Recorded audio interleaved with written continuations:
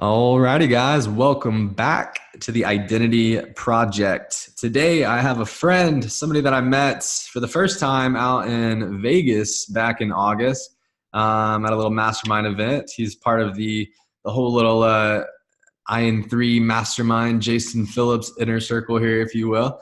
But I'm excited. What's going on, my man? Anthony, how are you, brother? I'm good, dude. Thanks for having me on.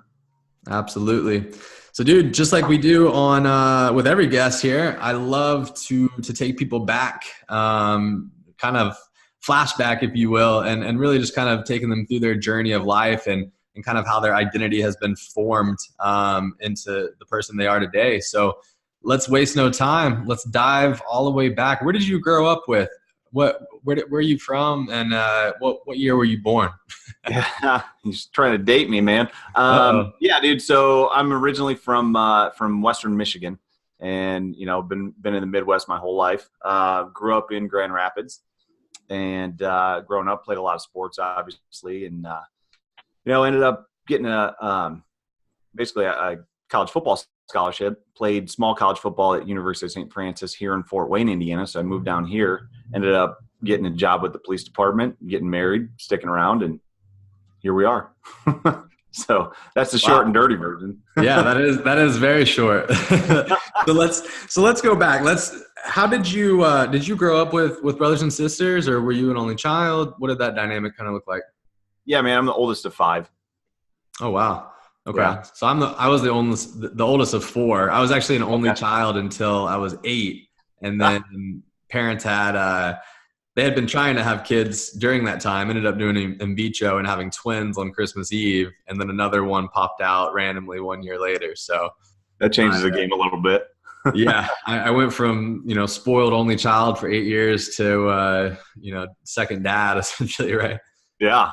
Yeah, exactly. I almost feel bad for my 10-year-old, going to be 11 soon, because he gets tasked with like, hey, I need you to take the baby. I need you to do this. And he gets tasked with a lot of shit. And it's like, sometimes I feel bad about it, but then I remember all the stuff that I had to do. And I'm like, yeah, I don't feel that bad.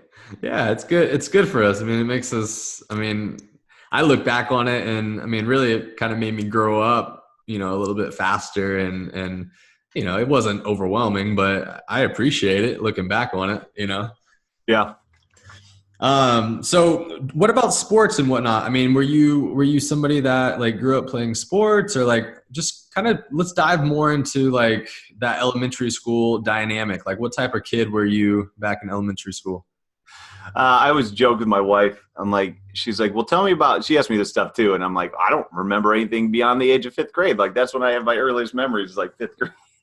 And like when I started playing sports, like organized. But and I grew up, my dad was a varsity football coach in the town I grew up in. And so I spent a lot of time when I was probably in like, I don't know. Well, basically since I was born, going through elementary school, spent a lot of time like tagging along with him, spending time in locker rooms and weight rooms and, just around athletes. And it's always been, part of my life is working out, training for seasons, performing in seasons, and then, basically just wash, rinse, and repeat. You know what I mean? So that was basically my entire, like, I would say from like fourth grade through high school or even college. That was basically how things went. Everything revolved around either playing a sport or getting ready for a sport. Wow. Yeah, I hear you, man. I was a big baseball guy. So, in some years I was playing 160 games a year, and I felt like that was my life. And then obviously played other sports too, but definitely a huge part of my life.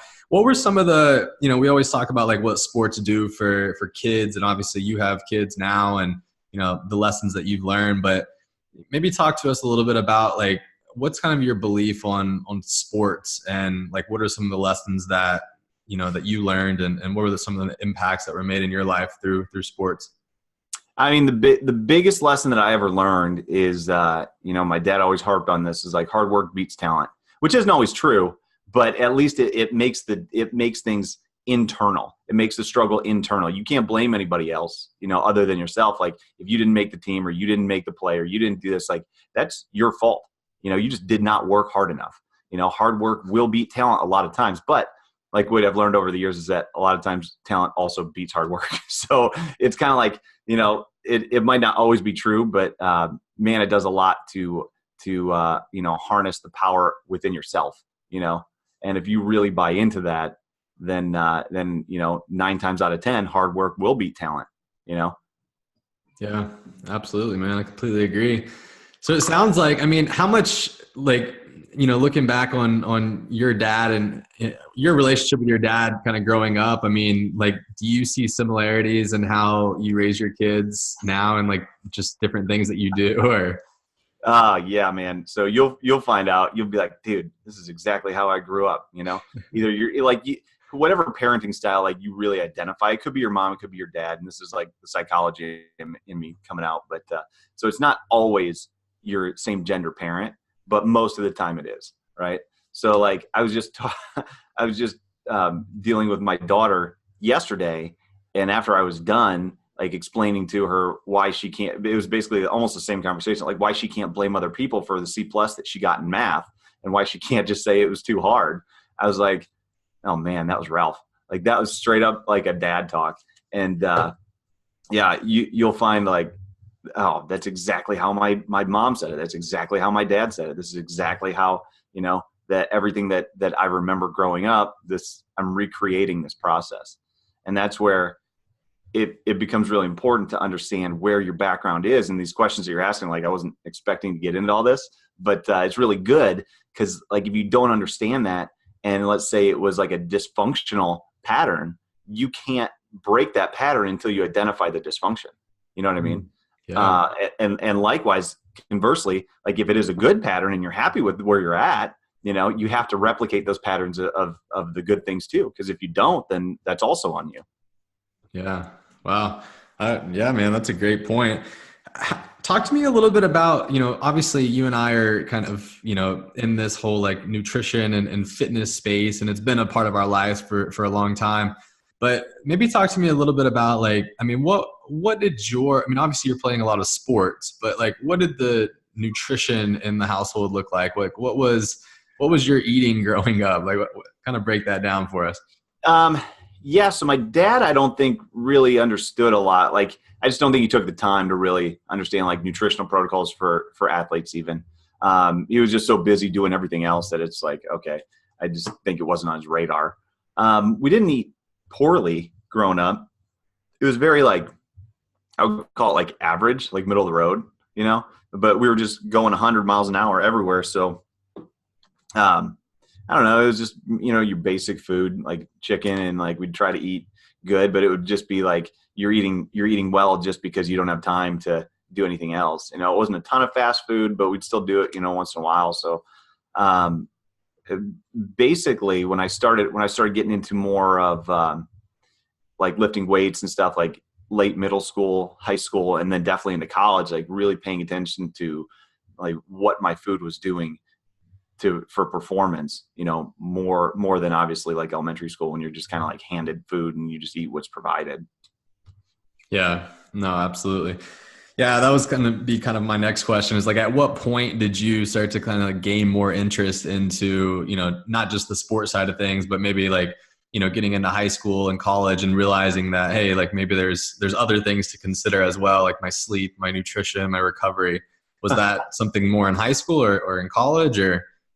Well, I didn't that with those, some of like, I don't want to say upper level, but, sort of like outside just nutrition, becomes like maturity, you know what I mean? So if you're saying like, hey, a 17, 18, 19-year-old in like, senior in high school, freshman in college, like, hey, your sleep's important. Like, I'm not going to stand here and be like, oh yeah, like in football was really important to me, but so was going out and running around and being an idiot 18, 19-year-old too, So like, I didn't have a real bearing on that as far as like, all right, bigger picture type stuff. I didn't develop that until I was in, probably like junior year, senior year. And then on the other side, like in my professional career too. Yeah. So obviously you played football. Did you play any other sports in high school at all? Yeah. In high school, I did football. I wrestled for a couple years and then ran track. Nice. Nice. So did you have a goal? I mean, I'm sure you did with your dad being a football coach, but I mean, did you always know you wanted to go play college football or? Yeah, that was always my goal. To the point where it was like I never really paid attention to anything else. Like, hey, what do you want to do in college? Like, what do you want to do professionally? I was like, I don't know. I just want to play football in college, and I really don't care about anything beyond that. You know, so that's like the upsides and downsides of being hyper focused on sports. Through school, especially high school. Like, you need to pay attention to other things unless you're clearly going to be like a Division I or a professional athlete. You know what I mean? And again, like going back to that previous conversation of hard work beats talent.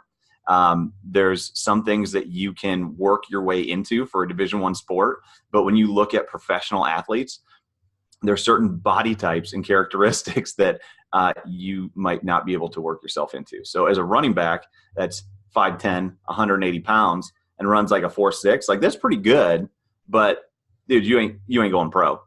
Like, you're just not fast enough, and it didn't, like, there's no amount of harder work I think I could have put in to get to a 4.3. Like, that's just genetically not going to happen, So had I had to redo it, I don't know that I would have changed anything, but I definitely would have looked into more like aptitudes and like, what am I good at? And what do I want to do for not just like the next 4 years, but what do I want to do for the next, 35 years, 40 years, that kind of thing. Yeah. And that's hard to think about at 15, 16, 17 years old, right? Almost impossible. You know what I mean? Like, it's very daunting. You have to have somebody that's really good kind of guide you through these conversations.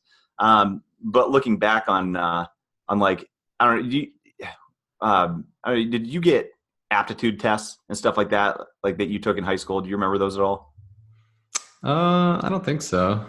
So basically, I'm not to insult your intelligence, but I'll just fill you in on it. Like, aptitude tests are basically like personality inventories where you just fill them out and it'll tell you like, hey, you should be a teacher. You should be like, your scores are trending towards like a healthcare profession or business or whatever. So it kind of like guides you into choosing schools. So I remember taking those all through high school. Like, once a year, they would give you an aptitude test, some type of personality inventory.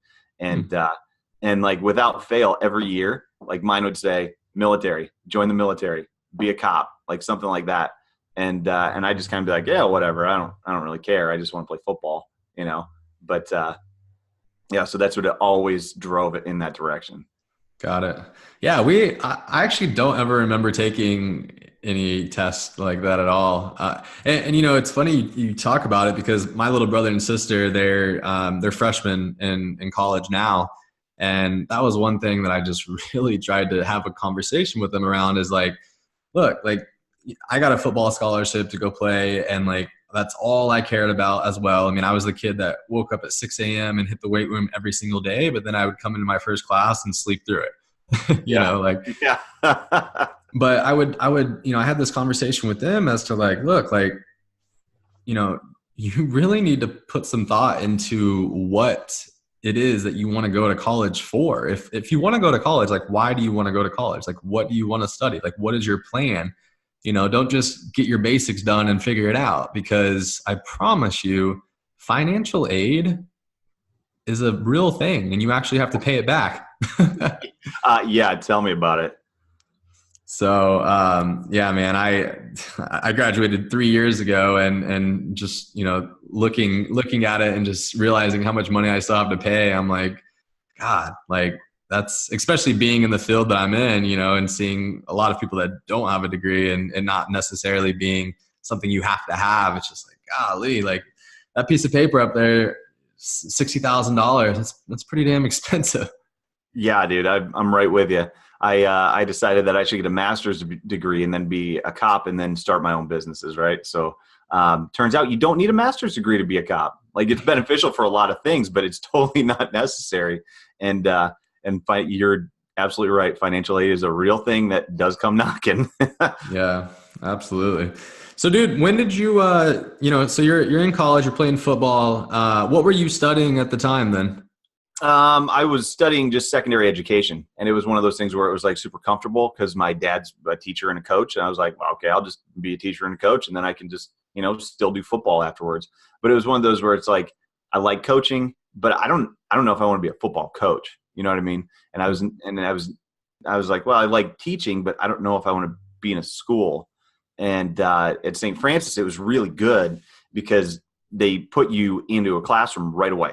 And so as like a freshman, I was in practicums where I got into classrooms and was like basically like almost student teaching, but not really.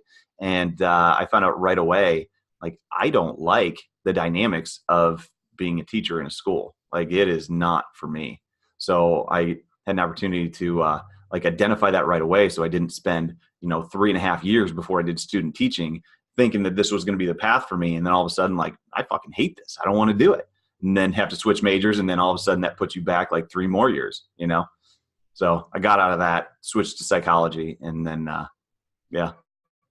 Wow. Well, yeah, dude, you are lucky because, I mean, most schools, at least down here in Texas, I mean, you're not doing internships till you're a junior or senior, So, I mean, being able to get involved or get in a school setting, get in a classroom setting your first year and figure it out that it's not for you, that's huge. Yeah, it was really good. Like, looking back, that's definitely one of the best things that they did was put you inside of it so that you can see if this is something you want to do. Because it's a whole lot different sitting in a classroom, being a high school student, like, getting through classes that you kind of suck, but still having fun with your friends and playing sports. Like, it seems like theoretically you should just like never want to leave. Like, it's a quote unquote best time of your life, right? And so it makes sense that you would want to go back as a teacher. But then when you go back on the other side of it, at least for me, I'm like, this is no fun. Like, I do not like this. Yeah. God, there's no way I could be a teacher. After all the hell I gave my teachers, there's no way I could be a teacher. So when did CrossFit kind of start coming your way? Was that something that happened? So what happens kind of after college? You start, what happens after you graduate? So finished up college, graduated in like winter of 2004. And then just started applying for, I knew I wanted to be a cop, and I just started applying for every department that I could find from like basically anywhere in the Midwest through, I think I applied definitely Chicago, everywhere in Indiana, like tons of places, and just started doing interviews. And the hiring process for being a cop is long. Like, one process might take an entire year. You know what I mean? And there's like 10 different steps, and they're all super stressful. So if you really want to get hired, you don't just apply for like your local PD. You know what I mean? Like, you're applying to 12 different agencies, and the first one that gives you a job, you take, and because it might be a year for each of them. So you might be going through five different hiring processes all at the same time. So that's what I started doing. It took a lot longer than I thought because I didn't get hired until I think my 7th or 8th at least hiring process. So in the meantime, I signed up for master's program, started working towards an MS in psychology, and then just got a job at like our juvenile detention center just to get involvement inside of like, corrections and like the DOC side of things, as well as, just more experience and more education. I thought would be beneficial. That's awesome, man. So how did CrossFit all kind of enter into the spectrum here? Obviously, okay. CrossFit's made its way into military, to police, firefighters. Like, it's become a really big part of that community, I feel like. When did you first get introduced to CrossFit? So once I finally got hired, it was 2007. And then I went through our academy. Academy is like 22 weeks long. And then at the end of it, they give awards for like the top shot in the class, the top fitness person in the class, the top academic person in the class. So I won the top fitness award for our recruit class. And then after that, they boot you out to FTO field training. So you're rolling around with the different training officer every month for 6 months. And one of my not instructors, but one of my FTOs said, "Hey, you're a fitness guy. Check this out," and showed me CrossFit.com. And I started looking at it, and I was like, okay, like, all right. It was, the crappy old CrossFit.com website. Do you remember that? Yep. It was so bad, but I honestly, that was my favorite version of their site because it was so horrible, and they just left it because they didn't care. But So I started looking at it, and I started kind of like working and incorporating some of those workouts into my training. And that was back in like 2007, and there was like no affiliates around at all. So I went out to Dick's Sporting Goods, got a 300-pound weight set of metal weights, because you couldn't find bumpers anywhere. That was like a specialty item that was like super expensive, and like, you just couldn't get them like normal places, not like you can now.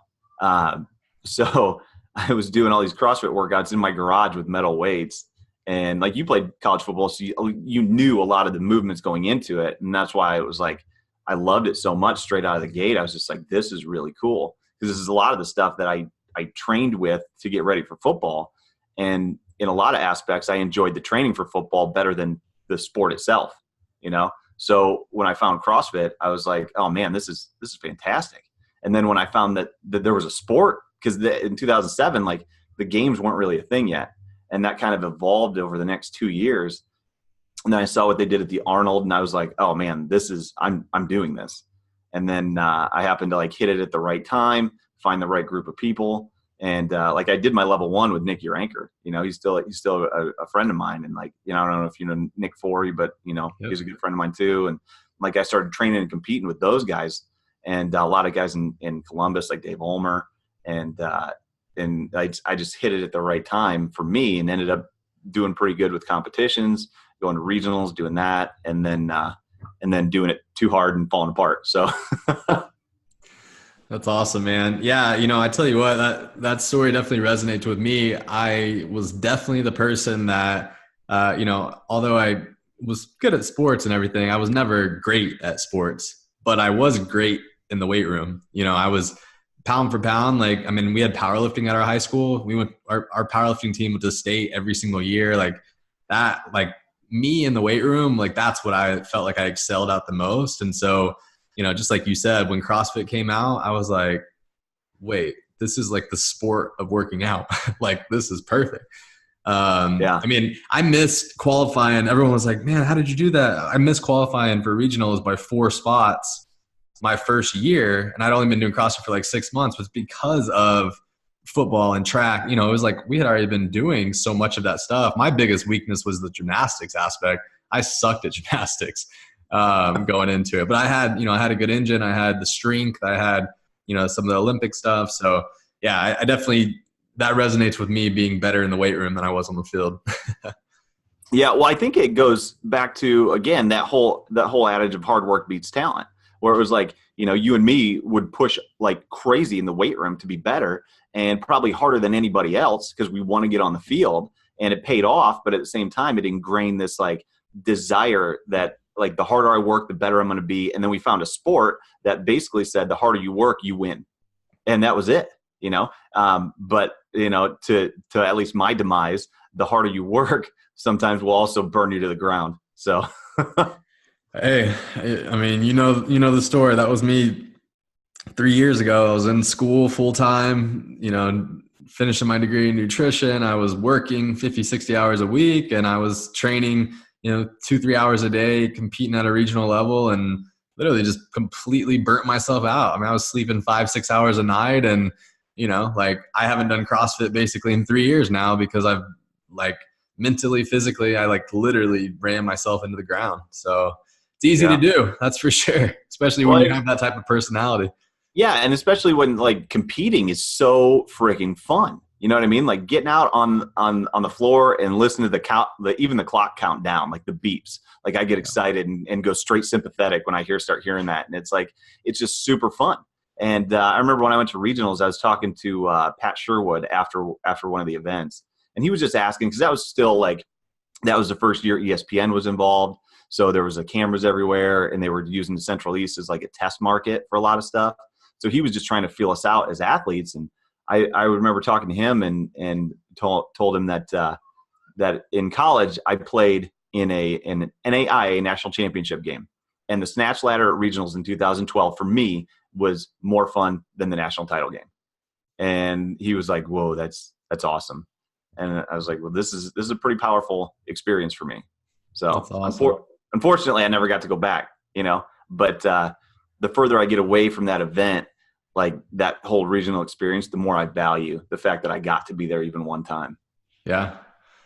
100%, man. I mean, like, I missed it that first year by 4 spots. It lit a fire under my ass for that next year. Qualified like no problem that next year. But then the following year got a little soft and barely by the, you know, by my teeth I pulled in, it was like, but it was just that, you feel just that motivation, that desire of like, I'm not going to let myself, not make it again. And you just, I mean, that drives you like all year round. Or if you have, like you were saying, an event like that, you just remember, like it's I mean, I'll never forget walking out onto the floor and just seeing, like, looking up and just like looking to my side and just really like being shocked that I was like competing against, somebody that I had been looking up and watching, for so long. So I Yeah. love it, man. Competing is definitely a fun thing. I agree. So when did you, like, I know now, if I'm not mistaken, you do, I mean, like, you're pretty hardcore, like, in the police force. I mean, don't you do like SWAT and like things like that? Like, Yeah. So I'm currently assigned to our gang unit. So our gang violent crime task force. And then I'm also on so the way our department works is like, we don't have a full-time SWAT team. Most departments are like this unless they're really, really big cities. We have a part-time tactical unit. And what that means is like we have our regular assignment. And then, once a month we go for a couple days, 2-3 days, we go to training, and we're always training with the team. And then I would say average of, 3 to 4 times a week, we have, either high risk warrants or call outs like barricades, suicidal subjects, that type of stuff that we get called out to take care of. gotcha. So what was the process of that? I mean, cause I feel like, I have some friends that are police officers, and I feel like getting on SWAT is like the goal for a lot of people. I mean, talk through like the process. I mean, it was already hard enough to become a cop, right? Like the hiring process and all of that. So how hard is it to like be able to get into some of those programs like that? I don't want to say it's hard, but at the same time it is. You know what I mean? Like every department's going to be different. Like ours, we had a fitness test that you had to pass, like, because our SWAT team has our own separate fitness standards outside of just the department standards. So you're put through that test, that physical test, and once you make that, then you move on to the firearms portion, and then there's a test for shooting proficiency. And then if you pass that, then you go on to an interview panel, and then that's the last step. Well, not the last step. That's the last part of the first part of the process.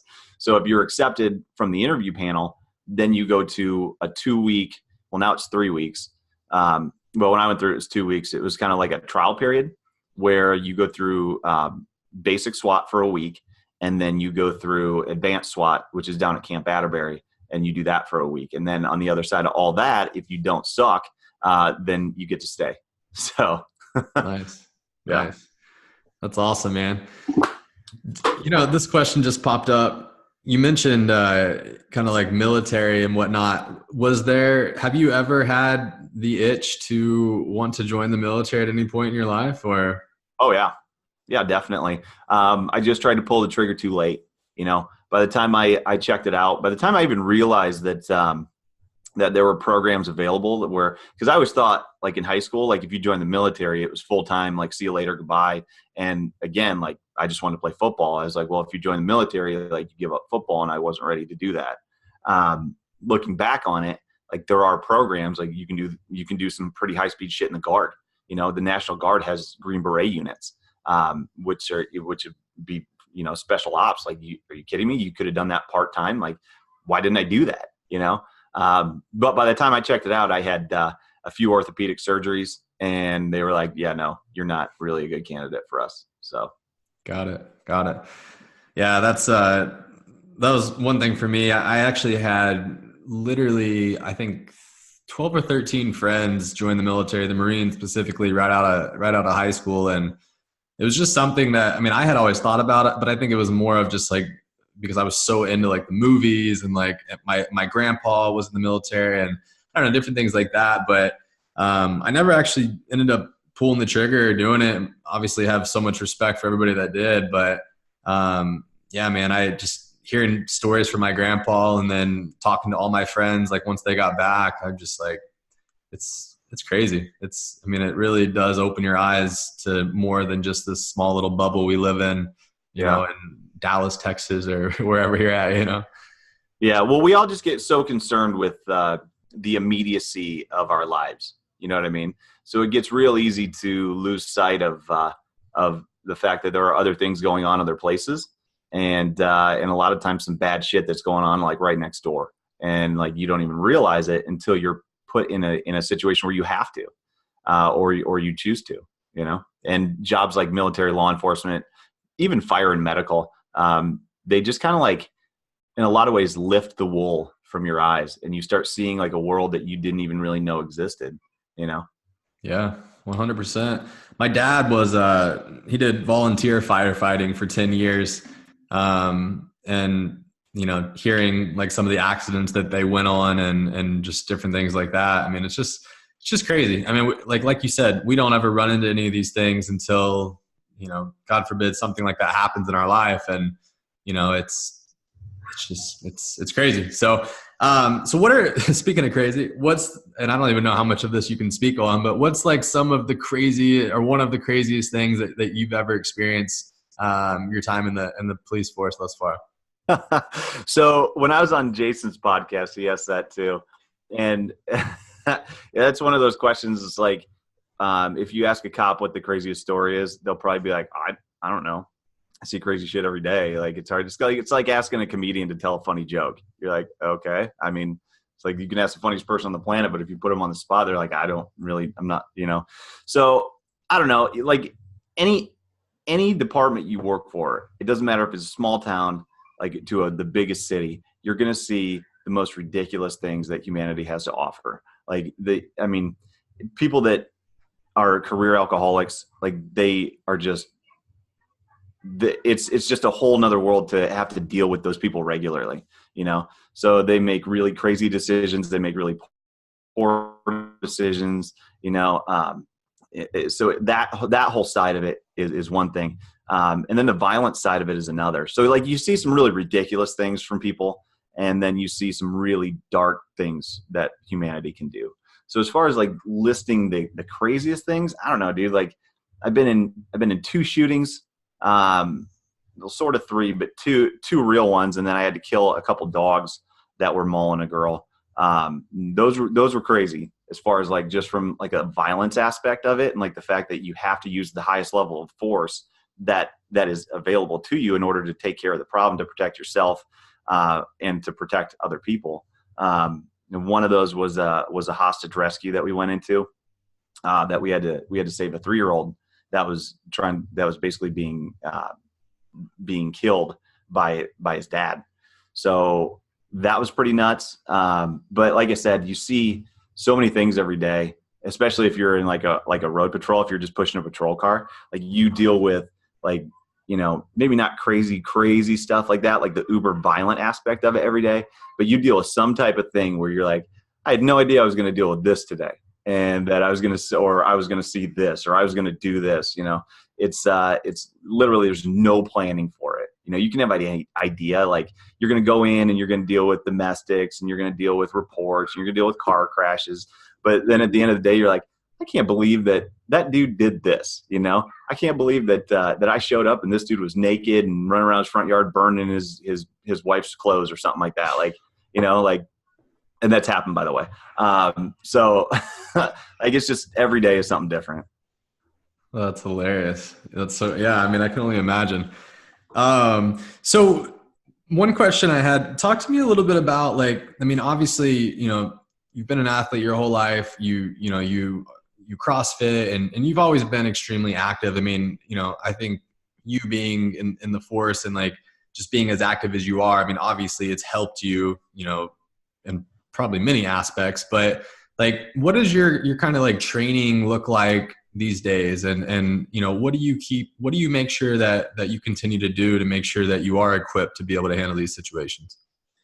Well, right now I'm recovering from that hip surgery, so I'm not doing I totally forgot about that. a whole ton of stuff. But I mean, For the last 2 years, I've been focusing on, as far as training goes, incorporating breath work into everything I do. And it's one of those things, like, again, like you talk about maturity as an athlete and as a person. This is something that I wish would have been on my radar when I was in my, college years, for sure, for football. And then when I was good at CrossFit, it would have been game changing.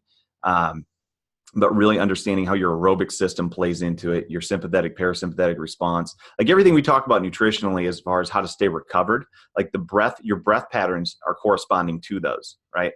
So if we want to downregulate, which we should, right? You can't just burn it down all the time, or like we both figured out the hard way, you crash and burn. Food is one way to do it. Rest is one way to do it, but corresponding breath patterns are so critical to understanding all of those things.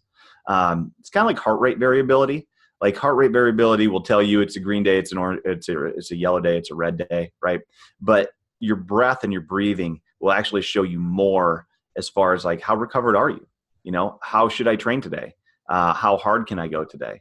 And then really understanding that your aerobic base and your aerobic system is going to carry you through everything, not only your sports and your intensity and how much volume you can handle, but also on the backside of it, like how long are you going to live? Because if you don't have any aerobic system base, like there's a lot more likelihood that you're going to die sooner. And if you're working a stressful job, police, fire, military, that type of thing, or I would even say an entrepreneur, because that's stressful as shit. You know what I mean? Because you're responsible for where your money comes from. So a lot of times, like I feel like owning a business stresses me out worse than police work. So understanding where you are on that sympathetic, parasympathetic like spectrum, and then understanding how to respond from breathing patterns, and from building your aerobic system, how that can help to shift all that the way we want it to. Yeah, that's interesting. So where did you first first kind of start hearing about some of this, like, breath work? Like who first introduced you to that? Brian McKenzie. So he's like old school CrossFit, used to do CrossFit endurance. He was on an episode of like Barbell Shrugged or something. This was like 3 years ago. And he started talking about like Wim Hof style breathing and like different apnea protocols and nasal breathing is a huge component of it. And I was like, this is like next level shit. So we actually had the opportunity, my wife and I, we went out to Disneyland for our 10-year, because we're Disney junkies. So for our 10-year anniversary, it's like 2 years ago. We went out there, and I just randomly just messaged him. I emailed him and was like, hey, are you going to be around? Because his gym at the time was in Orange County. So I hit him up, and he was like, yeah, actually I'm available tomorrow. I said, cool. Like I'll just, like, how much is it for an hour of your time?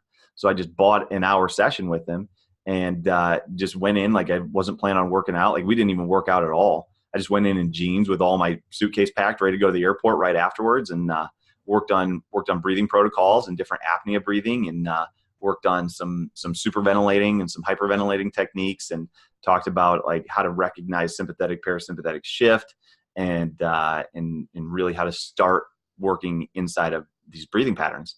And then from there, as he developed Power Speed Endurance and the Art of Breath Clinic, we hosted one of those. And I connected with one of his other coaches, Rob Wilson, who's a fantastic resource for this. And over the last 2 years, I've really done a lot of work with them, and then understanding not only like the breathing patterns and the protocols, but also like their geared system, which will tell you like basically as you transition from your low aerobic, right, to like moderate and high end aerobic to anaerobic, where those shifts are and how the correlating breathing patterns will go into it, right? Because basically, like, if you can breathe through your nose only, you're aerobic, right? Which means that's going to help facilitate recovery. That's going to help build low aerobic base. That's super important for all the training that we do. And then anytime you start pushing fast enough where you have to breathe through your mouth, right, then it's pretty clear you're burning sugar. So if you can kind of remember those basic protocols and then start feeling the shifts as they happen, then you can actually like start to identify like how is my circulation? How acidic is my blood? Like if you're doing work rest ratios, like how recovered am I? Because like inside of CrossFit workouts or interval work, like you have those first round heroes where it's like, all right, round one, let's say it's like air squats for reps, let's say, and it's like, 30 seconds to air squats and you get like 100 reps, and then your next round you get 22. Like, that's a problem. You know what I mean? So understanding breathing patterns and protocols and how the shifts are going to happen, you can stay way more consistent for longer within those. And it's just like massively game changing.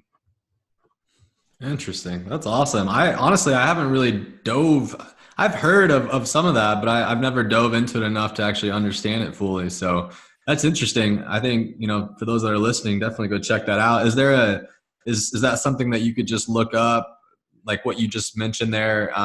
Does Brian McKenzie have stuff up like on his website and whatnot that people could go and search for? Yeah. If you go to Power Speed Endurance, like they've got tons of resources there. You can just Google Brian or Rob on podcasts and there's tons of information with all that. So nice. Very cool. That's awesome, man. Hey, so one thing I did want to kind of dive into was, I know that, obviously, as a police officer or, firefighters that are listening here, or really, anybody that does like shift work, and I don't know if you're still working nights now, but can you just talk through a little bit of like your best practices, your recommendations, like things that have just worked for you? I mean, you've been living it, and I know that that's a huge struggle for a lot of people out there, that are shift workers. So can you kind of expand on that a little bit for us?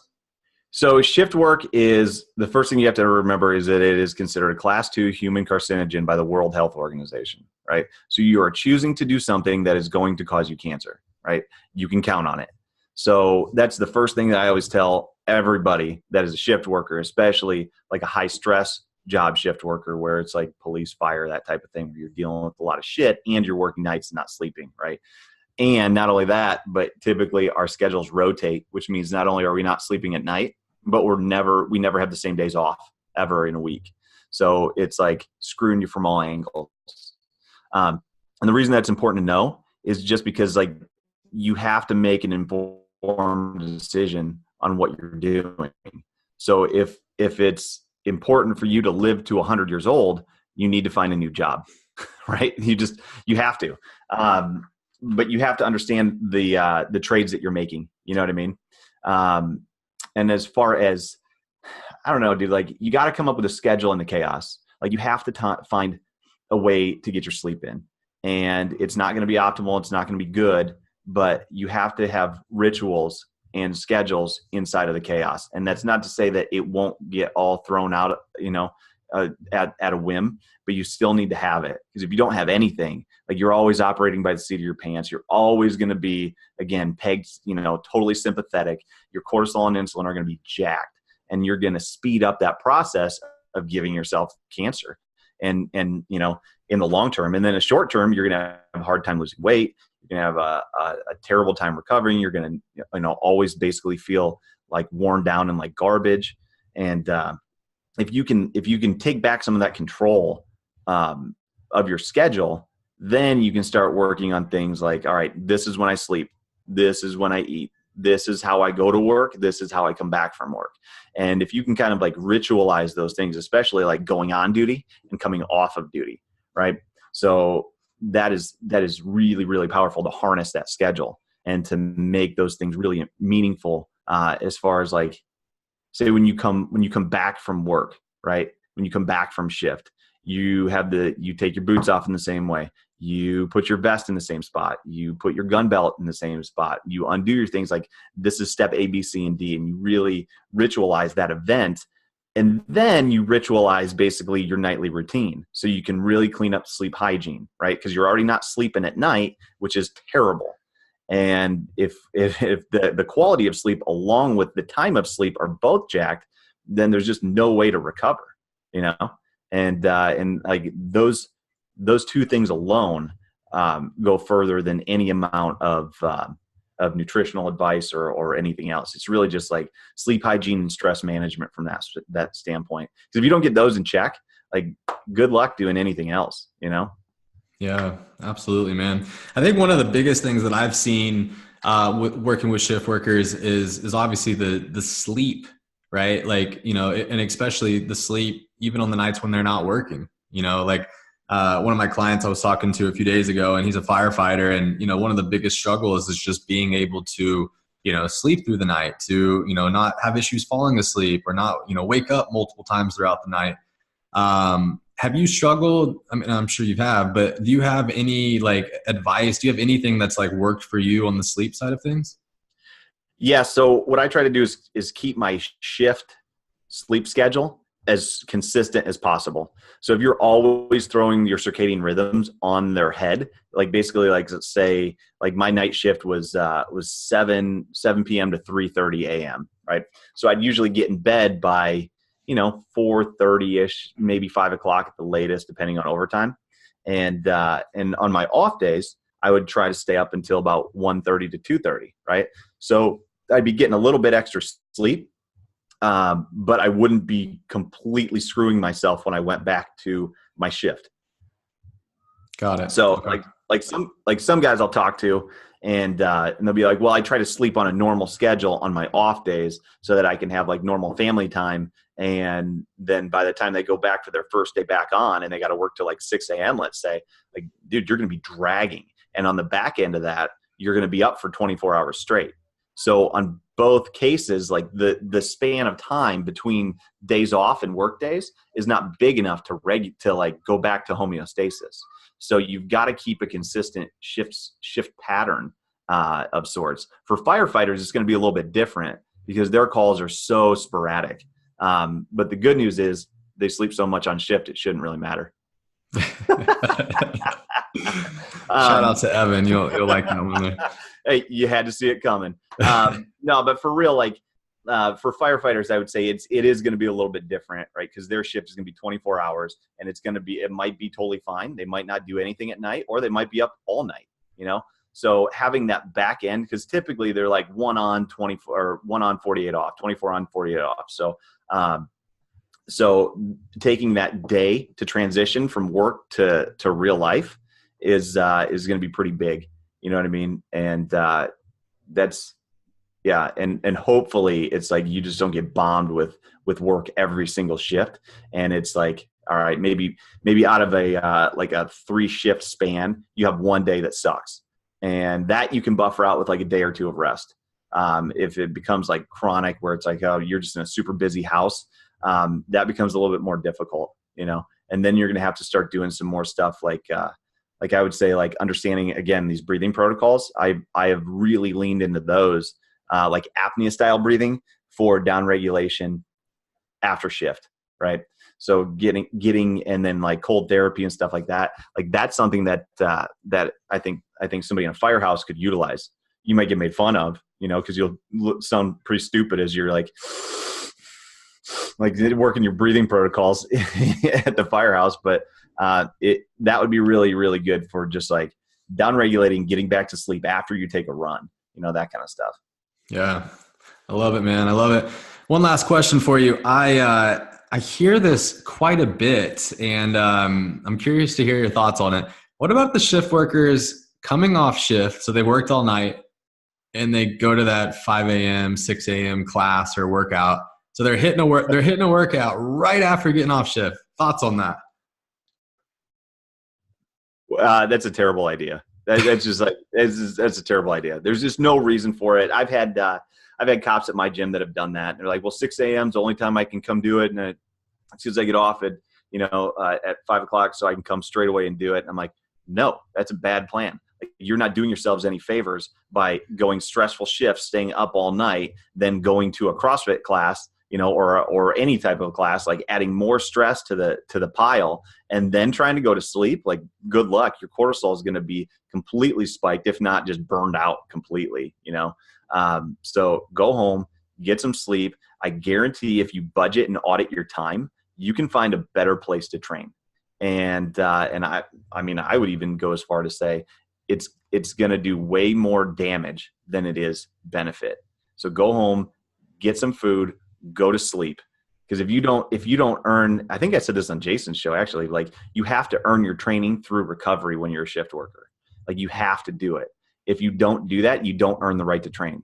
And it's kind of like the opposite of, I think it was like Charles Poliquin used to say, like, you have to earn your carbs right? You have to earn your carbs with movement. With shift workers, cops, military, like that's the absolute opposite way. Like you have to earn the ability to work out through getting enough food in and getting enough rest and recovery. And if you don't do that, then you don't earn the right to work out. Yeah. I love it, man. I couldn't agree more. So for all of you shift workers out there listening to this podcast, one, go back and re-listen to the end of this and make sure you take notes and take action and actually implement it. And outside of that, Anthony, where can everybody find you at? And that way they can reach out to you and be able to ask questions. I have a lot of people, clients or people that listen to this that are shift workers. So I'd love for them to be able to reach out to you. You can hit me up on Instagram at alphasworn_CEO.